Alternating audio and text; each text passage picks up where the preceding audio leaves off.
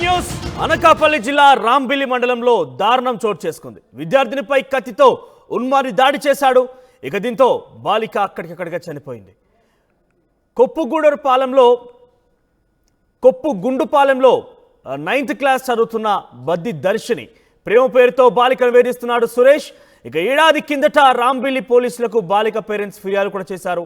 దీని తర్వాత పోక్సో చట్టం కింద కేసు కూడా పెట్టి జైలుకి పంపారు పోలీసులు. ఇటీవలే బెయిల్పై వచ్చిన సురేష్ బాలిక స్కూల్ నుంచి వచ్చిన తర్వాత ఇంట్లో దాడికి పాల్పడ్డాడు.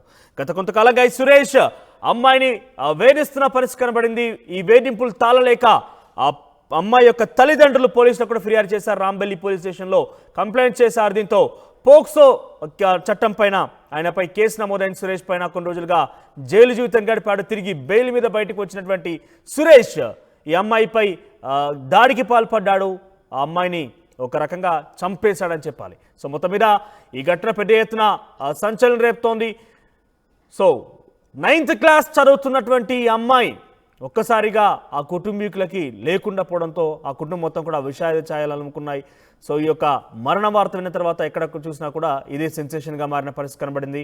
సో అనకాపల్లి జిల్లా రాంబిల్లి మండలంలో ఈ దారుణం చోటు చేసుకుంది. ఇక 9th క్లాస్ చదువుతోంది ఈ అమ్మాయి. ప్రేమ పేరుతో బాలికను కొన్ని రోజులుగా సురేష్ వేధిస్తున్నాడు. ఈ వేధింపులు తాళలేక కొన్ని రోజుల క్రితమే ఆ తల్లిదండ్రులు పోలీస్ స్టేషన్లో ఫిర్యాదు చేయడం జరిగింది. దీంతో పోక్సో చట్టం కింద కేసు కూడా నమోదైంది. సురేష్ని జైలు కూడా పంపించారు. తిరిగి బయటకు వచ్చినటువంటి సురేష్ కక్ష తీర్చుకునేందుకు ఆ అమ్మాయిని ఏకంగా దాడి చేసి చంపేశాడు కూడా. దీనికి సంబంధించి మరింత సమాచార ప్రతినిధి శివరామకృష్ణ ఫోన్లో సిద్ధంగా. శివరామకృష్ణ, సో ఏంటి అమ్మాయిని ఎందుకింత వేధించాడు? అసలు 9th క్లాస్ చదువుతున్న అమ్మాయికి ఆయనకి ఎట్లా పరిచయం ఏర్పడింది? పోలీసులు అరెస్ట్ చేసి జైలుకి పంపించినప్పటికీ ఆయన బుద్ధి మార్చుకోకుండా తిరిగి అమ్మాయి మీద దాడి చేయడం గల కారణం ఏంటి?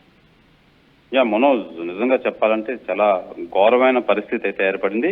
ఇది ప్రధానంగా చూసుకోవచ్చు మనం అనకాపల్లి జిల్లా యలమంచిలి నియోజకవర్గం రాంబల్లి మండలంలో చోటు చేసుకుంది. నిజంగా చెప్పాలంటే ఇది చాలా అమానుషం అంటున్నారు. నిజంగా అమ్మాయి 9th క్లాస్ చదువుతుంది, 14 సంవత్సరాల అమ్మాయి.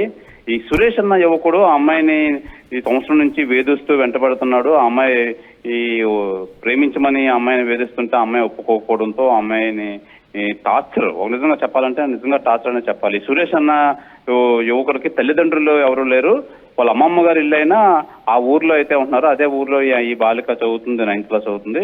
ఆ అమ్మాయిని వేధిస్తుంటూ ఆ అమ్మాయి నిరాకరించడంతో అమ్మాయి తల్లిదండ్రులు పోలీస్ కేసు కూడా పెట్టారు. పోలీస్ కేసులో పోక్సో చట్టం కింద సురేష్ మీద కేసు నమోదై జైలు కూడా వెళ్ళాడు. అదే కక్ష ఈ అమ్మాయి మీద పెట్టుకొని ఈ నిన్న రాత్రి ఆ అమ్మాయి ఇంటికి నేరుగా వెళ్ళి ఎవరు లేని పరిస్థితుల్లో అమ్మాయి ఒక్కతే ఉండే టైంలో ఈ కొబ్బరి బొండాలు నరికే కత్తితో ఆ అమ్మాయిని అమానుషంగా నరికి చంపి అదే కత్తి అక్కడ వదిలేసి పరారయ్యాడు. నిజంగా పోలీసు నిజంగా ఒక్కో విషయం ఏంటంటే ఇక్కడ హోమ్ మినిస్టర్ సొంత జిల్లా పక్కనే అవ్వడం నిజంగా ఇది చాలా గౌరవం అని చెప్పి ప్రజలంతా మాట్లాడుతున్నారు. ఏదేమైనప్పటికీ పోలీసులు సంఘటనా స్థలాన్ని చేరుకొని మొత్తం 4 టీముల కింద సురేష్ అనే యువకుల్ని గాలించే ప్రయత్నాలు అయితే ఉన్నారు. ఇంకా సురేష్ అయితే దొరకలేదు. నిజంగా ఈ అమ్మాయి నిజంగా చేసుకున్న తప్పేంటి, అసలు ఈ అమ్మాయి అసలు చదువుకోవడమే తప్ప, అమ్మాయి స్కూల్ పాఠశాలకు వెళ్ళడమే తప్ప అని చెప్పి స్థానికులు అయితే గొగ్గోలు పెడుతున్నారు. స్థానికులందరూ ఎలాగైనా ఈ సురేష్ అనే యువకుడికి ఉరి తీయాలి, ఇమీడియట్ గా పట్టుకోవాలి అని చెప్పి వీళ్ళైతే గోల్ చేస్తున్నారు. మనోజ్, శివరామకృష్ణ, ఆ సమయంలో ఏ సమయంలో జరిగింది ఈ ఘటన? ఆ సమయంలో చుట్టుపక్కల ఉన్నటువంటి సమీప ఉన్నటువంటి ప్రజలు కావచ్చు, లేకుంటే తల్లిదండ్రులు ఎవరు గమనించలేకపోయారా? మనం సాధారణంగా ఇది ఈ 7-7:30 ప్రాంతంలో అయితే జరిగింది. సాధారణంగా ఆ టైంలో అయితే ఎవరింట్లో వాళ్ళు ఉంటారు. అయితే తల్లిదండ్రులు అది పక్కన ఇంటి పెరట్లో అది ఉండడం, ఈ అమ్మాయి ఒకరితే ఉండడం, ఇది ఎప్పటి నుంచో రెక్కి నిర్వహిస్తున్నాడు సురేష్. కాపు కాసుకొని ఆ అమ్మాయి ఒకరితే ఉండడంతో హుటాహుట్న అమ్మాయి ఇంట్లోకి వెళ్ళి కత్తితో దారుణంగా అతి పాశవికంగా నిజంగా ఇది స్పాట్ లోనే నరికి చంపాడంటే నిజంగా చాలా ఘోరం ఇది. ఈ తల్లిదండ్రులు వచ్చి లోపే ఈ సురేష్ అన్న యువకుడు అమ్మాయిని చంపి ఆ అమ్మాయి అక్కడికక్కడే కుప్పకూలిపోయింది. అప్పటికప్పుడే కుప్పకూలిపోయి మృతి చెందింది. వెంటనే ఇమీడియట్ గా సురేష్ అయితే పరారయ్యాడు అక్కడి నుంచి. ఈ వెంటనే పోలీసులకి తల్లిదండ్రులు ఫిర్యాదు చేయడంతో పోలీసులు సంఘటనా స్థలానికి అయితే చేరుకున్నారు. ప్రస్తుతం సురేష్ ఎక్కడున్నాడు? పరారులో ఉన్నాడా, లేదంటే పోలీసులు అదుపులోకి తీసుకున్నారా? ఆయనకు సంబంధించి ఆచూకీ ఏమైనా లభించిందా? మనోజ్, యాక్చువల్గా సురేష్ అయితే హత్య చేసిన వెంటనే భయభ్రాంతి చెంది తను పరారయ్యాడు. నిజంగా ఈ దృష్టిలో సురేష్ ని పట్టుకోవడానికి పోలీసులు అయితే నిజంగా ఒక 4 టీముల కింద అయితే వెతుకుతున్నారు. ఇంకా మనకు అందిన సమాచారం ప్రకారం ఇంకా సురేష్ అయితే దొరకాల్సి ఉంది. సురేష్ ని పట్టుకునే ప్రయత్నంలో అయితే ఈ 4 టీములు పోలీసులు నిమగ్నమై ఉన్నారని చెప్పాలి మనోజ్. రైట్ రామకృష్ణ. వరల్డ్గా అనకాపల్లి జిల్లా రాంబిల్లి మండలంలో దారుణం చోటు చేసుకుంది. 9th క్లాస్ చదువుతున్న దర్శిని అనే అమ్మాయిని కొంతకాలంగా సురేష్ అనే ఒక వ్యక్తి, అదే గ్రామానికి సంబంధించిన సురేష్ అనే ఒక వ్యక్తి కొన్ని రోజులుగా తనని వేధిస్తున్నాడు. ప్రేమ పేరుతో ప్రేమించాలంటూ కూడా వెంటపడుతున్నాడు.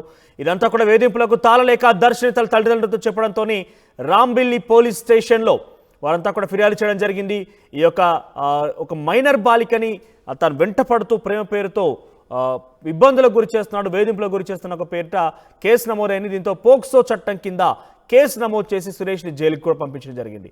గత కొంతకాలం క్రితమే ఆయన బెయిల్ మీద విడుదల బయటికి వచ్చాడు. వచ్చి రాగానే మరోసారి ఎవరు లేనటువంటి సమయం చూసి రెక్కి నిర్వహించి ఆ అమ్మాయిని చంపేయాలని నిశ్చయించుకున్నాడు. సో ఇందులో భాగంగానే రాత్రి ఈ ఘటన చోటు చేసుకుంది. దర్శిని అనే అమ్మాయిని ఆయన కొబ్బరి బోండాలు తురిమేటువంటి ఆ కత్తితో దాడి చేసి హత్య చేశాడు.